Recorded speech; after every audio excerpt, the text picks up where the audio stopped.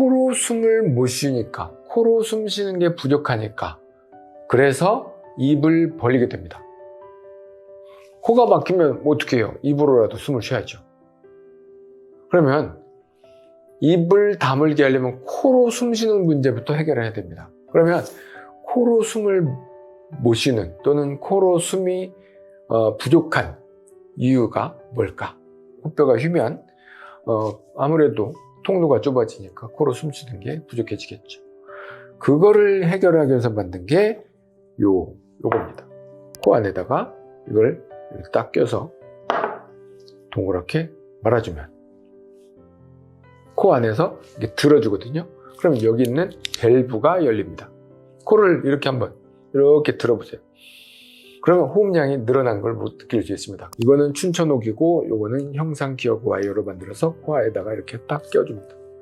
그러면 그냥 코가 답답하고 코딱지 많이 생기고 코 막히고 콧물, 재채기, 후비로 이런 증상들이 어느 순간 좋아지는 경험들을 많이 하셨다고 하고, 코로 숨을 쉬게 되는데 이게 워낙 입으로 숨 쉬는 게 습관이 되는 사람들이 꽤 많더라고요. 그래서 그냥 입이 자연스럽게 코로 숨을 쉬는데 입으로도 숨을 자연스럽게 쉬는 사람들이 있어요. 그런 사람들은 일단 코 문제를 해결했다면 입을 막아줘야 됩니다.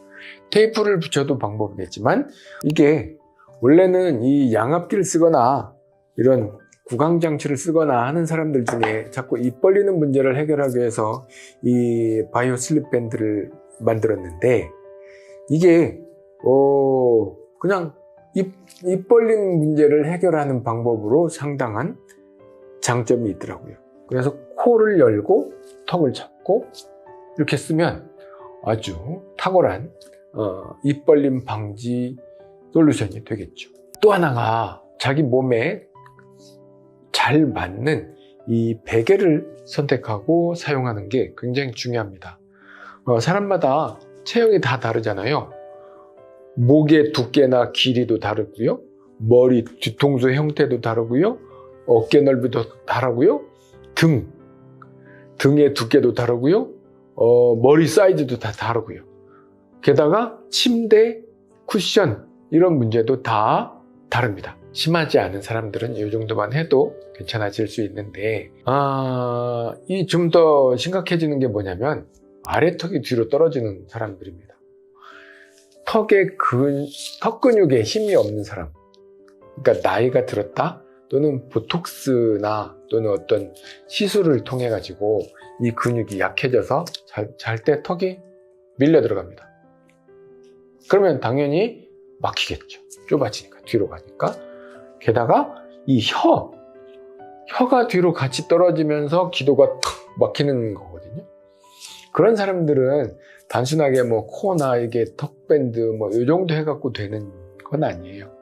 그래서 그때는 이런 턱을 잡아주는 이런 구강장치가 필요하기도 하고, 그다음에 이렇게 혀를 아예 잡아서 혀가 뒤로 못 가게 해주는 혀가드가 필요한 경우도 있습니다.